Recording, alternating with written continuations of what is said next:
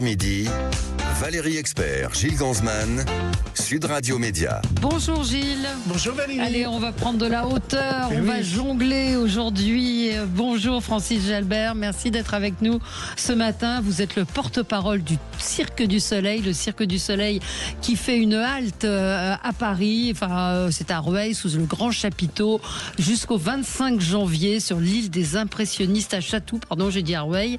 Allegria, c'est le nouveau spectacle du Cirque du Soleil, c'est une entreprise colossale. Vous êtes... alors racontez-nous un petit peu, pas le spectacle, on va en reparler avec vous, mais le nombre de personnes qui travaillent, c'est ça qui est impressionnant dans le monde sur cette marque qui est le Cirque du Soleil. Il y a des retransmissions de spectacles qui sont faites régulièrement, vous avez des chaînes YouTube, c'est une énorme entreprise. Combien de personnes au Cirque du Soleil? Donc on parle d'environ de 4000 personnes qui travaillent pour le Cirque du Soleil. 1200 d'entre eux sont des artistes, donc acrobates, chanteurs, musiciens, clowns.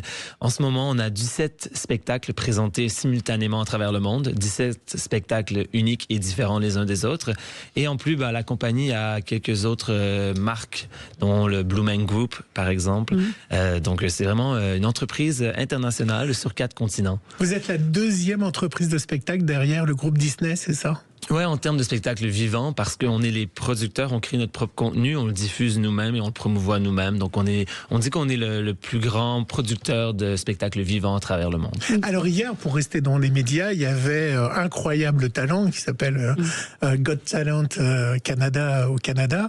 Est-ce que vous, les artistes qu'on voit dans ces émissions, parce qu'il y a beaucoup de jonglerie, beaucoup d'artistes, d'acrobates, est-ce que en fait vous les connaissez déjà ou vous pouvez en découvrir dans ces émissions? Habituellement, on les connaît déjà parce que c'est des gens qui sont déjà des artistes professionnels sur le marché. En fait, nous, on a une équipe casting au Cirque du Soleil avec des recruteurs spécialisés dans les différentes disciplines et on est présent au festival de cirque à travers le monde, aux compétitions de gymnastique. Et on a énormément d'artistes également qui nous envoient leurs vidéos afin d'un jour se joindre au Cirque du Soleil. Donc souvent, les gens chez Incroyable Talent, on les a déjà soit dans notre database d'artistes potentiels. Est-ce qu'il y a des gens du Cirque du Soleil qui participent à ces émissions? Ouais, parfois ils sont faits, par exemple, Britain's Got Talent, parfois appelle certains de nos artistes afin de participer. Donc il y a un numéro de contorsion, par exemple, qui a déjà été présenté. Sur Allegria, on a notre artiste du numéro de danse de feu qui a participé à Britain's Got Talent.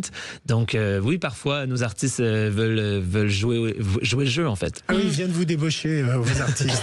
Il y a un auditeur qui dit: j'ai eu la chance de rencontrer Guy Laliberté, Place des Arts, avant le Cirque du Soleil. C'est un grand artiste, c'était il y a un certain temps. Il est toujours présent, Guy Laliberté, qui est le fondateur du Cirque du Soleil. Non, Guy Laliberté a vendu l'entreprise en 2016, si je ne me trompe pas. Ouais. Donc non, il a décidé de passer à d'autres projets. D'accord, donc il n'est plus du tout Guy Laliberté qui avait fait le spectacle de la mise en scène du spectacle de Céline Dion et puis un autre spectacle au Lido. Non, ça c'est Franco Dragon. Ah oui, c'est Franco Dragon. Mais Franco Dragon, il n'est pas lié au Cirque du Soleil? Franco Dragon est un metteur en scène au Cirque du Soleil, donc il a créé les spectacles de 1985 à 99. Alors on va reparler de ce spectacle Allegria, formidable spectacle qui met en joie, comme le dit le titre. On va réécouter la chanson qui est devenue un tube d'ailleurs, mais tout de suite c'est le zapping. Le 10h midi, Sud Radio Média, l'instant zapping. Hier démarrait la commission d'enquête sur l'audiovisuel public, sur son fonctionnement, sur son financement et sa neutralité. D'ailleurs, le président de la commission était hier interviewé par Patrick Roger. Vous pouvez retrouver cette interview sur nos podcasts et sur nos réseaux sociaux. Une enquête sur France Télévisions. Et hier, le 20h de France 2 a bien relayé l'info et a diffusé un reportage sur cette commission. France Télévisions et Radio France, au cœur de cette commission d'enquête parlementaire à l'initiative des députés UDR, le groupe d'Éric Ciotti à l'Assemblée, allié du Rassemblement national. Les auditions ont commencé ce soir avec le président de l'Arcom qui donne sa vision du service public. Je suis pour ma part convaincu du rôle central qu'il doit jouer, que ce soit pour garantir le pluralisme aux côtés des groupes privés, les conditions du débat démocratique et la confrontation des idées. Durant 13 semaines, la neutralité, le fonctionnement et le financement de l'audiovisuel public seront au centre des auditions. Pour le rapporteur de la commission, il y a aujourd'hui un besoin de transparence. Sur les règles de respect du principe de neutralité, d'indépendance, d'honnêteté, de pluralisme, qui sont des principes à valeur constitutionnelle, la seule conclusion à laquelle j'ai envie d'arriver, c'est qu'on puisse y voir plus clair sur la destination de ces 4 milliards consacrés par le contribuable chaque année. Le 10 décembre, ça sera Delphine Ernotte qui sera entendue. Et bien sûr, nous, à l'émission Média, on suivra cette commission au fur et à mesure des auditions. La France détient de nouveau le sinistre record de championne d'Europe de la mort au travail. D'après la dernière enquête, il y a eu 764 décès en 2024. Et selon l'assurance maladie, 59% des morts des moins de 25 ans surviennent leur première année où ils travaillent. Incroyable. Hier, c'était dans C'est à vous. Ils ont été à la rencontre de ces mamans qui ont perdu leur enfant et qui sont complètement désemparées. Il s'est retrouvé enfermé dans un sèche-linge industriel. Il est mort d'asphyxie. Il a été happé par ce portail. Le portail l'a envoyé à 4 mètres et il est retombé sur la tête. Les portes du camion se sont ouvertes. Ils l'ont tapé. L'ont fait tomber en arrière et il est enseveli totalement. Sous le goudron. Sous le goudron, brûlant à 180 degrés. Depuis 4 mois, cette mère veut des réponses. Qu'est-il arrivé précisément à son fils? Quelle part de responsabilité pour l'entreprise? Et surtout, comment obtenir réparation? C'est ce qu'elle appelle son grand combat et elle le mène seule. On est obligé de se débrouiller tout seul. On n'a pas eu de coup de main de quoi que ce soit, de qui que ce soit. C'est moi qui ai téléphoné partout, qui a dit qu'est-ce que je dois faire en fin de compte? Que je fais quoi moi maintenant? Où on doit l'enterrer? Comment on doit faire? Enfin, il y a tellement de démarches. Est-ce qu'on a le droit à des aides? Pas d'aide. Bah non, il faut tout payer. C'était quoi votre sentiment à ce moment-là? D'être abandonné, d'être laissé comme ça dans la nature et débrouillez-vous. Il vous arrive ça, mais il faut que vous arriviez à penser à tout malgré tout. J'imagine qu'au Cirque du Soleil, l'accident de travail ou la sécurité des artistes est votre première préoccupation. Absolument. La sécurité, c'est ce qui est le plus important pour nous, pour les artistes, pour les techniciens, mais également pour le public qui vient voir le spectacle. Donc, définitivement, il y a un facteur de risque dans les numéros de cirque. Mais notre travail au quotidien, c'est de le minimiser le plus possible afin que ça reste impressionnant pour le public, mais que tout le monde est totalement en confiance, en sécurité lorsqu'il performe sur scène. J'imagine qu'il y a effectivement sur le rythme de travail, il y a énormément d'encadrement qui est fait. Par exemple, il y a plusieurs spectacles le week-end, j'ai vu ça. Ça veut dire que ce ne sont pas les mêmes équipes ou ce sont les mêmes qui... Ce sont les mêmes équipes, mais par exemple, on a 54 artistes sur Allegria. Ouais. Et par contre, parmi les artistes, on peut faire des rotations. Donc, lorsque vous voyez le spectacle, vous voyez 9 numéros acrobatiques. On a 2 numéros acrobatiques additionnels en tournée avec nous. Donc, on fait des rotations. Donc, le spectacle peut être un peu différent, dépendamment de lorsque vous venez. Et là, dans nos numéros de groupe, par exemple, on a un numéro fantastique de trapèze volant. Ils sont 10 artistes.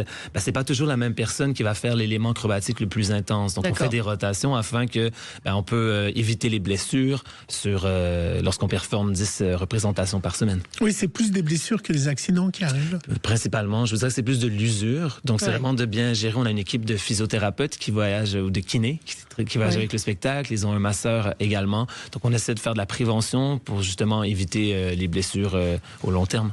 Bien sûr. Hier, le géant informatique HP a annoncé la suppression de 4 000 à 6 000 emplois d'ici 2028. Vous savez pourquoi, Valérie? Pour les remplacer par l'IA, ça a été dit dans le communiqué. Aux États-Unis, c'est plus de 25 000 employés qui ont été licenciés par des entreprises américaines à cause de l'intelligence artificielle. L'IA est même désormais dans vos supermarchés, Valérie. Alors, vous voyez des fois les panneaux publicitaires dans les supermarchés, quand vous allez, Et ben maintenant, ils vous filment. Ils vous scannent et vous avez votre propre publicité, rien que pour vous. Reportage dans le 20h de France 2.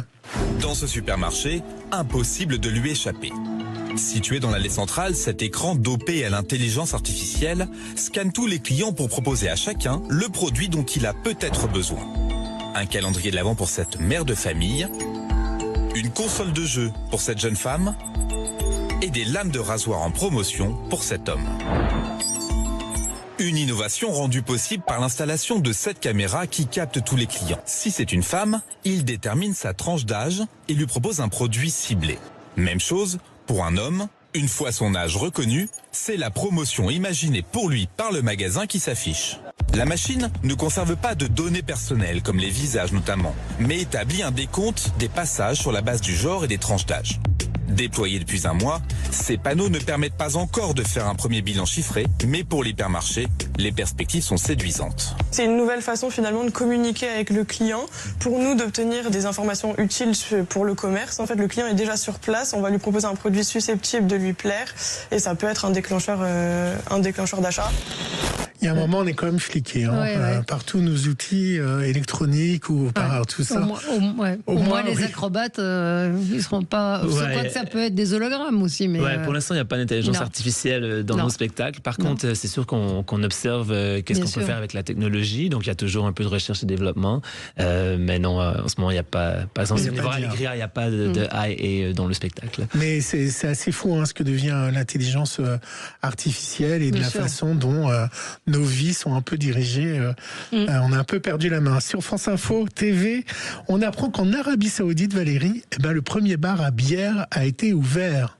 Incroyable. Bon, sans alcool. Ouais, c'est une bière sans alcool. On peut quand même désormais boire sa petite binouse. En Arabie Saoudite, on sert désormais de la bière, mais sans alcool. Ce premier bar à bière a ouvert à Riyad. On y boit sans se cacher en toute légalité, les hommes comme les femmes. En Arabie Saoudite, pays où se trouve la Mecque, l'alcool est interdit depuis 75 ans.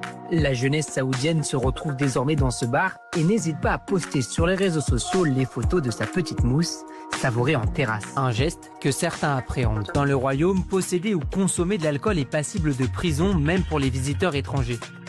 Tolérer cette bière sans alcool fait partie des changements opérés par le pays qui cherche à changer son image. Depuis 2024, un seul magasin est autorisé à vendre de l'alcool uniquement pour les diplomates qui ne sont pas musulmans. Est-ce qu'il y a de l'alcool au catering? Le catering, c'est là où vont les artistes pour se reposer et pour manger. Est-ce qu'au catering, il y a de l'alcool? Non, il n'y a pas d'alcool. Il n'y a pas d'alcool durant la journée, absolument pas. Par contre, après les spectacles, si quelqu'un veut boire une bière ou du vin, c'est absolument, mais durant la journée, impossible. Triste nouvelle, Valérie Bébert des Forbans, alias Albert Cassati, cofondateur et batteur du groupe, est décédé alors très jeune. Les Forbans, vous n'avez pas dit le nom. Non, mais j'allais le dire. Très jeune, de 63 ans, d'un cancer. Donc c'est, souvenir qui remonte à un tube des années 82 par les Forbans. Et ça s'appelait Chante. Chante, chante, danser, mets tes baskets. Chouette, c'est sympa, tu verras. Bien, surtout n'oublie pas. Vas-y, ramène-toi, oui, chez moi. Ça n'a pas traversé l'Atlantique, les Forbans. Vous connaissez les Forbans? Non, ça ne me dit rien. Ça ne me dit rien du tout. Allegria, dans un instant, on va parler du Cirque du Soleil, de cette phénoménale organisation, de ce spectacle exceptionnel. Avec vous, dans un instant, Francis Jalbert. À tout de suite. Je voudrais nous voir danser tous comme des fous, que la musique réveille tout ce qui est en nous. Le 10h midi, Sud Radio Média, Valérie Expert, Gilles Gansman. Valérie Expert, Gilles Gansman, l'invité Sud Radio Média. L'invité Sud Radio Média, c'est Francis Jalbert, senior tour publiciste, ça veut dire en gros porte-parole du Cirque du Soleil, Allegria. On va peut-être écouter la musique, cette chanson populaire, cette chanson thème du spectacle, l'album du spectacle qui a été nommé aux Grammy Awards en 95 et qui a été en tête du classement dans les World Music Charts du prestigieux magazine Billboard pendant 65 semaines consécutives. Écoutez la chanson.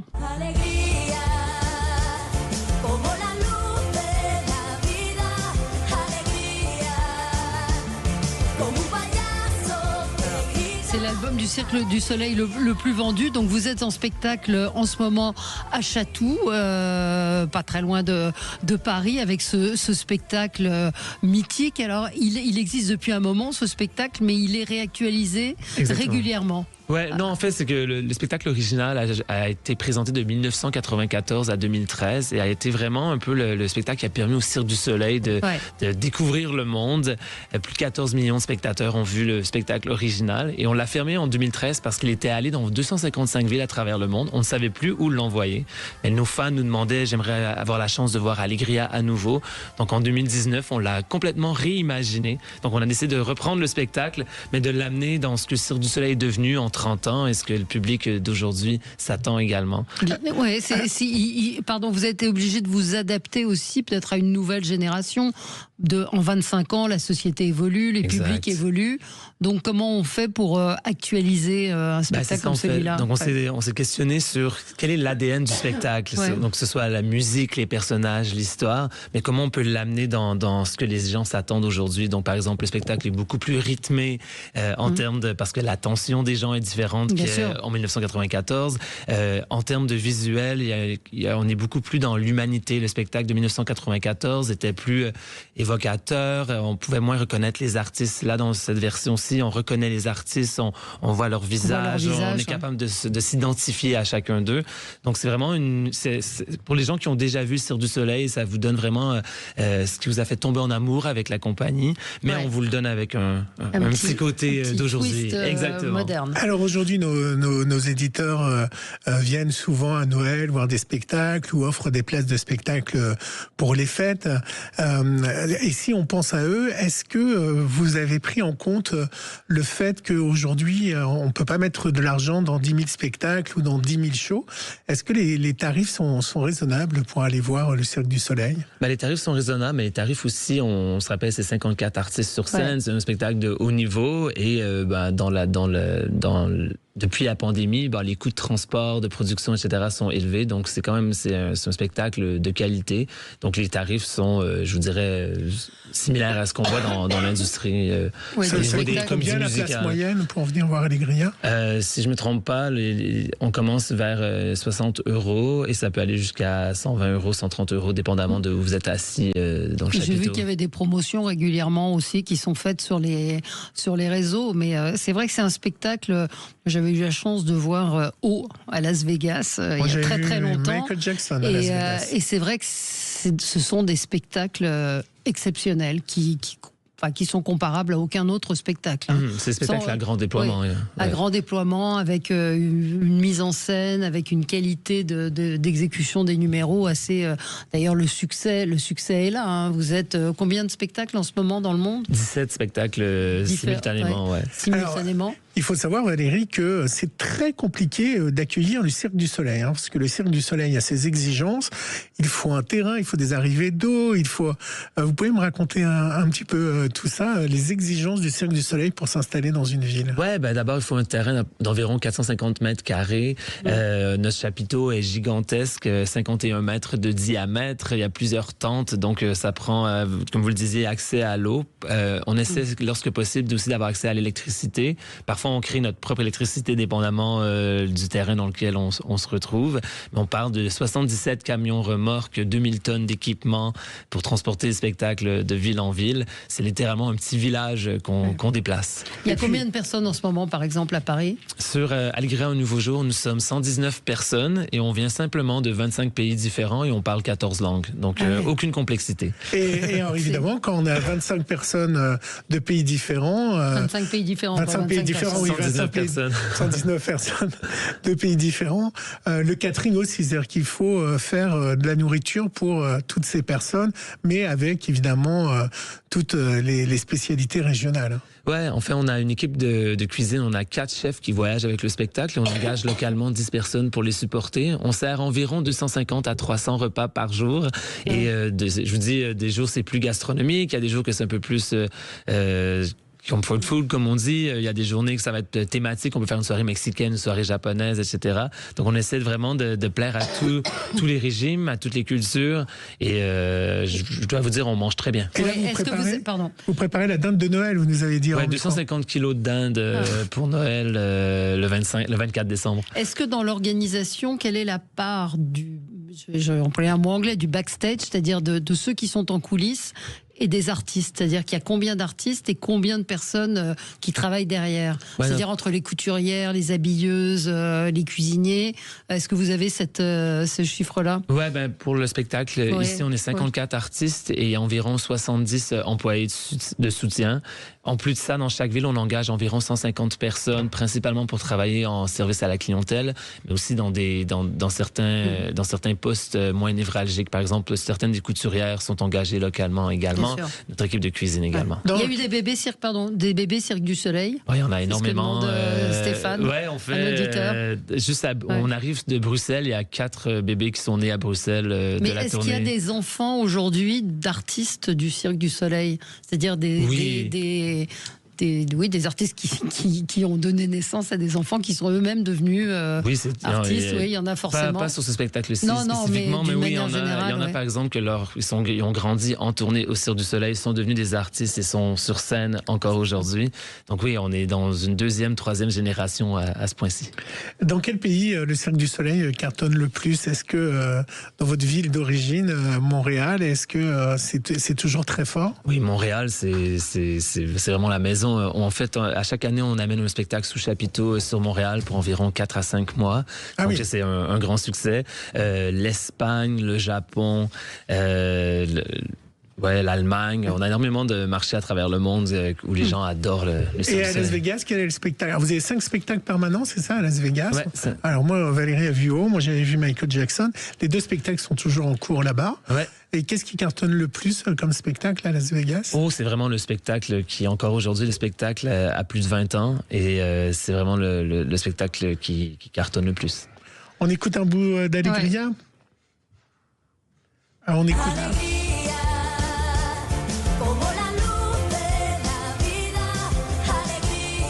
Voilà. Et plus personnellement, vous, comment vous êtes arrivé au Cirque du Soleil? Vous étiez intéressé par les métiers du cirque? Vous êtes acrobate vous-même ou pas? Non, pas du tout. En fait, moi, j'ai étudié en relations publiques et marketing à Montréal. Et c'est une des grandes entreprises. Et j'ai eu la chance de faire un stage. Et j'étais censé être là pour 10 semaines et ça fait 15 ans. Et vous rentrez à la maison de temps en temps? 6 jours par année, à peu près. D'accord. Faut aimer the show must go on. Hein. C'est vraiment sur les routes non-stop. Donc, c'est Alegria. C'est en ce moment sur l'île des Impressionnistes à Chatou jusqu'au 25 janvier. Si vous avez la chance de venir pour les fêtes, c'est un spectacle exceptionnel qui mérite qu'on casse la tirelire. Vraiment, je le dis en toute sincérité. Et je pense que vous ne serez pas déçus. Est-ce que vous avez déjà vu ce spectacle, Perico? Non, mais je vais y aller. Vous n'avez jamais été au Cirque du Soleil? Je le connais de réputation et je n'y suis jamais allé. Vous voyez, on a des lacunes dans la vie comme ça va être vite comblé grâce à votre présence. Voilà. Alors, Perico, de quoi allez-vous parler? Ça va être beaucoup moins réjouissant. Vous savez que les tragédies du narcotrafic ont frappé Marseille et on va voir, est-ce qu'on peut éradiquer, parce qu'on dit que c'est difficile, peut-on éradiquer le narcotrafic? On va voir, le sénateur RN Stéphane Ravier a des propositions à faire. Peut-on accueillir toute la misère du monde, comme disait Michel Rocard? C'est un débat qui interpelle les chrétiens. On va avoir deux chrétiens, Chantal Dornelas, qui va nous raconter comment vivre, c'est accueillir les migrants. Une machine à laver française fabriquée en Bretagne, éternelle. Voilà, extraordinaire. Qui tombe jamais en panne. Qui tombe, enfin, en tout cas, elle est réparable. Hein. Les voies du Seigneur sont toujours réparables. Et puis ensuite, alors, est-ce qu'on peut traiter son patron de salopard? Oui. Alors attention, il faut prendre... mais voilà, on n'est pas forcément expulsé. Et puis nous verrons un prêtre qui se bat pour sauver son église qui a été vendue, des tragédies. C'est-à-dire qui a été vendue? L'église a été vendue par le diocèse. Le prêtre a 100 ans, il a essayé alors que dans le Loiret, il y en a une qui a été sauvée. Et puis on a vu l'histoire de ce sanglier qui a été sauvé finalement par lui. Le sanglier a été sauvé. Il a été recueilli par des gens et il pourra rester à la maison. Voilà. Non, pas de pâté sanglier. Non, pas celui-là. Pas celui-là. Merci Perico, on vous retrouve donc dans un instant. Très bonne journée sur Sud Radio, à demain. Sud Radio Média, Valérie